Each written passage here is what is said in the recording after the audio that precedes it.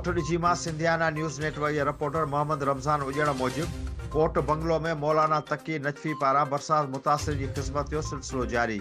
Tent, ration, गरम कपड़ा तक़सीम करण खां पोइ अॼु कोट बंगलो में बरसात मुतासिर लाइ इमाम बारगाह हज़रत अबू तालिब अलैहिस्सलाम में हिकु रोज़ा मुफ़्त तिबी कैंप जो एहतमाम कयो वियो। कैंप में खैरपुर खां अलावा सिंध जे ॿियनि शहरनि मां बहितरीन डॉक्टर जी टीम पहुती। कैंप में तक़रीबन 400 खां वधीक मरीज़नि जो फ्री में चेकअप कयो वियो ऐं दवाऊं मुफ़्त ॾिनियूं वयूं।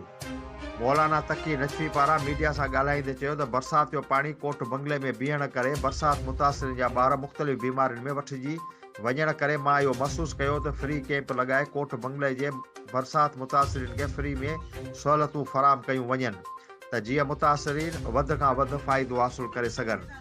हिन वधीक चयो त बदकिस्मती सां टाउन कमेटी कोटड़ी जे मुलाज़िमनि जूं पघारूं बंदि हुजण करे शहर में गंदगी जा ढेर लॻी विया आहिनि ऐं नालियुनि जो गंदो पाणी बीहण सबबि केतिरे बीमारियूं जनम वरितो आहे। वज़ीर आला सिंध खे नोटिस वठी कोटड़ी खे वधीक मुश्किलातुनि खां बचायो वञे।